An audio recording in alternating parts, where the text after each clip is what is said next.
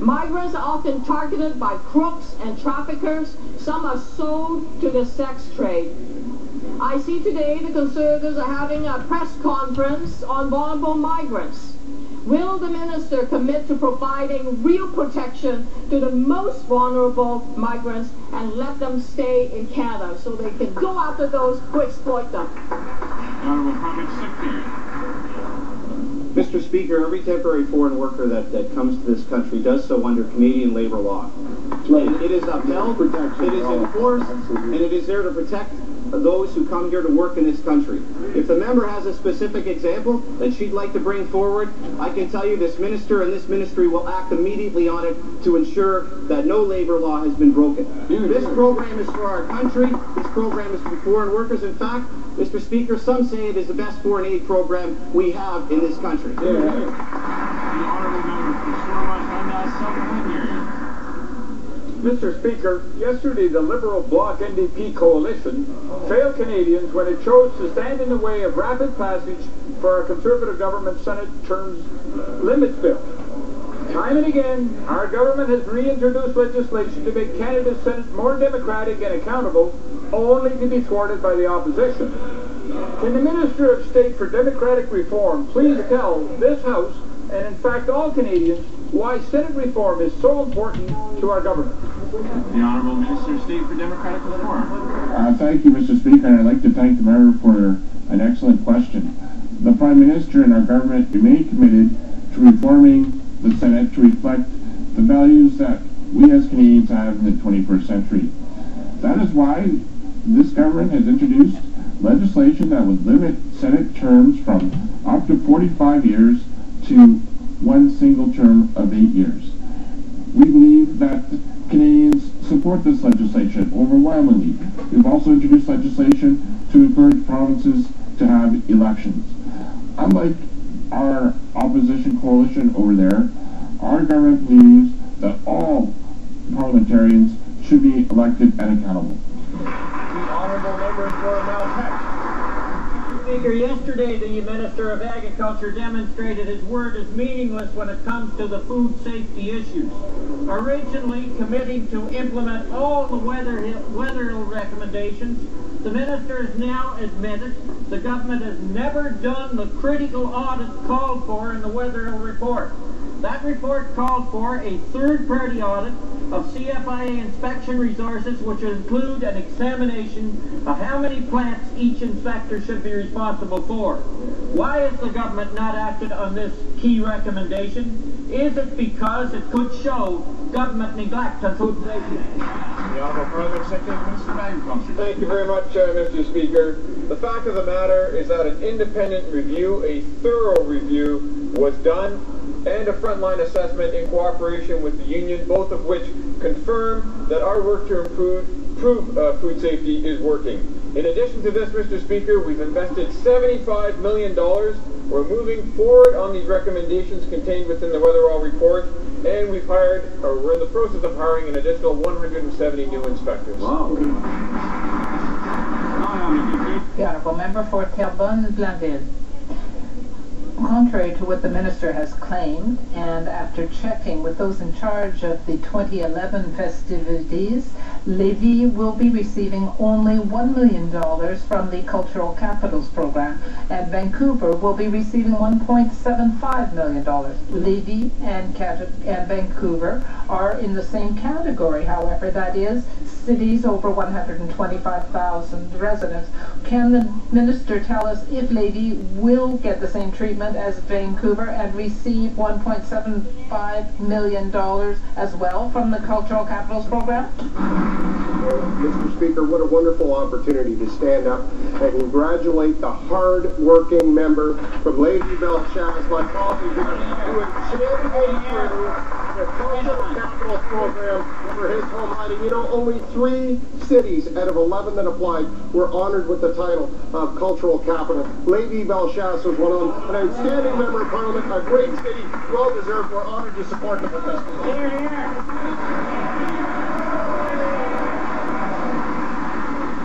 The Honourable Member for Western Arctic. Order. Order. Order.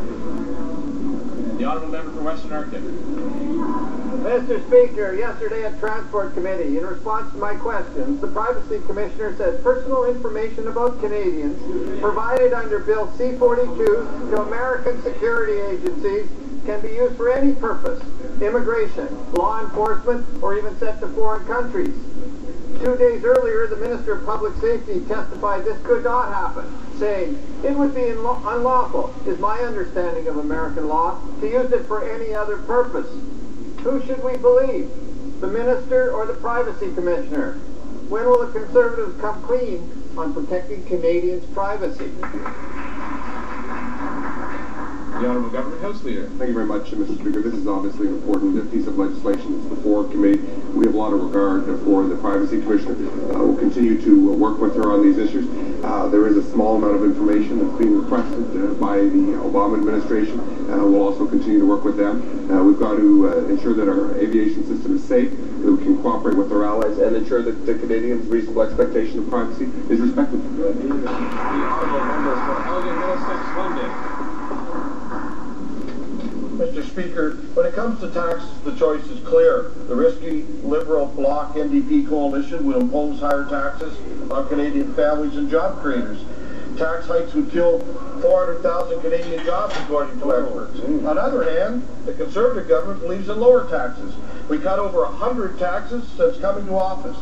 Total savings for a typical family are over $3,000. Can the Parliamentary Secretary please inform the House what a major international study said today about Canada? The Honourable Parliamentary Secretary of the Minister of Finance. Well, thank you, Mr. Speaker, and thank you to my colleague from Elgin, Middlesex, London. Unlike the Liberals, we believe in lower taxes for Canadians by leaving more money in their pockets where it belongs. A PricewaterhouseCoopers study released today reveals Canada has leaped to the top of the global rankings as the best place for job creators. According to that report, our tax cuts for job creators mean that Canada is moving in the right direction, stimulating economic growth and restoring confidence following the global economic recession. Thank you. The Honourable Member for Belfast. The Minister should know the difference between an audit and a review, and it was an audit that was called for to determine the level of inspectors needed and how many facilities each inspector should be responsible for.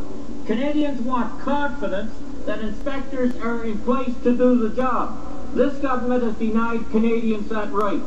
Sheila Witherill demanded the audit because she clearly had no more confidence in the government than we do. Just what is it that this minister doesn't get about his responsibilities for food safety? The Honourable Parliamentary Secretary. Mr. Speaker, we take food safety very seriously. As I already explained, we conducted a thorough independent review. We are in the process of hiring 170 new inspectors. We have invested an additional $75 million in the CFIA. Since 2006, we have added to the number of inspectors 538 new inspectors. This member himself has said, I personally believe that our food is safe in Canada. The Honourable Member The Honourable Member for Versailles Patriotes. The Minister of Citizenship and Immigration says that he is worried that a lack of knowledge about Canadian history among new arrivals in Canada may lead to social unrest. And this is why he created a genuine propaganda guide to present Canadian history. The guide, however, says nothing about Bill 101 and the need for immigrants to attend school in French in Quebec. Should the minister not revise his message to say clearly to new immigrants that in Quebec things work in French? Mr. Speaker, in this country, if a document or a book sells more than 5,000 copies, it's considered a gold bestseller. The new citizenship guide, over 250,000 copies of it have been distributed across this country. This document can't stay on the shelf fast enough because Canadian citizens and those who want to become new Canadians are picking that document up. We haven't had an update like this in decades, Mr. Speaker. They want to become Canadians. They want to understand the history of this country, whether they're in British Columbia, Quebec, Nova Scotia, Ontario. They love it and they're going to use it. The Honourable Member for Winnipeg Centre. the Conservatives will stop at nothing to interfere with the election of Canadian Wheat Board directors, gerrymandering voters' lists, using tax dollars to spread propaganda, while putting a gag order on the Canadian Wheat Board, and even withholding initial payment checks to farmers to bias the vote. This behavior is a disgrace and an affront to democracy. Why don't they quit their ideological crusade to destroy this great prairie institution and join with the rest of us in celebrating the Canadian Wheat Board instead of trying to smash this great Canadian institution? Right on. Well, Mr. Speaker, as usual, this member comes late to the debate. He knows full well that the majority of Western Canadian farmers want choice, and if he understood farming at all in Western Canada, he would understand the necessity for it. But, Mr. Speaker, I'd also like to address the fact he can't seem to get along with anyone. He certainly can't cooperate with Western Canadian farmers. But the Forest Products Association actually sent a letter to his leader asking if the NDP shared his views that Canada's forest products industry is neither sustainable nor environmentally sound. They went on to say that the tone and nature of his questions at committee are completely unacceptable and serve only to perpetuate a stereotypical view of the industry that's been dealt with 10 years ago. They're asking his leader to repudiate his views.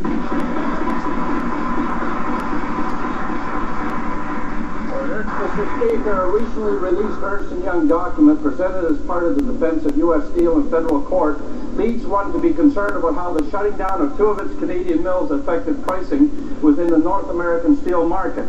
In the affidavit, Ernst & Young makes a truly breathtaking comment that shutting down these mills was not a criminal act, but somehow a net benefit to Canada. That's right, Mr. Speaker, they said a net benefit to Canada.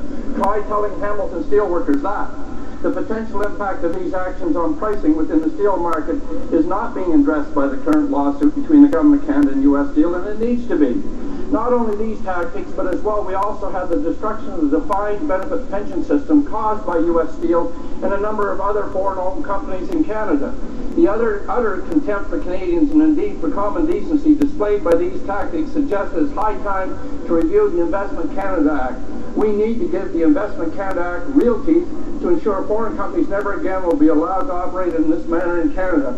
And Mr. Speaker, I am encouraged that the government has agreed with the Honourable Member for Calgary East. Thank you, Mr. Speaker. Mr. Speaker, on behalf of the Government of Canada, I am greatly relieved that Robert Koch of Newfoundland, who was seized on November 8 in the Niger Delta region of Nigeria, along with 6 other expatriates, have been released and is now safe. Canadian officials are ensuring that Mr. Koch receives consular assistance and that he will be reunited with his family as soon as possible. We are also relieved that 12 Nigerian citizens who were taken hostage in a separate incident shortly following Mr. Koch's abduction were also released at the same time. Mr. Speaker, I was recently in Nigeria for its Independence Day celebration to further our strong bilateral relations with the Government of Nigeria. Let me be very clear, Mr. Speaker, our mutual goal is for a safe and a peaceful world. Thank you, Mr. Speaker. The Honourable Member for Scarlett. Mr. Speaker, last month a number of my constituents were presented with Canada's highest honours for bravery.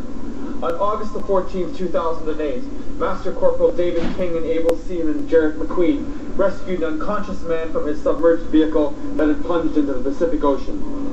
On February the 3rd, 2007, Victoria police officers John Ayres, Michael Johnston, and Clifford Watson protected the public with their own bodies from a driver who was trying to run them all over. On July 24, 2007, Victoria police officers Dale Sligo, Paul Spenceley plunged into the icy waters of the Pacific Ocean to rescue a suicidal man. These great Canadians committed acts of extraordinary bravery. On behalf of all members of Parliament, we salute you, we honour you, we give you thanks for your acts of extraordinary courage under extremely difficult circumstances. You are Canadian heroes. Mr. Speaker, I stand today to talk about a number of brave women who have all taken a big step to try to improve their quality of life. These women all suffer from MS, and they have all either had or are scheduled to have controversial CCSVI treatment. Diane Hepburn was bound to a wheelchair for 18 months. Remarkably, she is slowly walking again.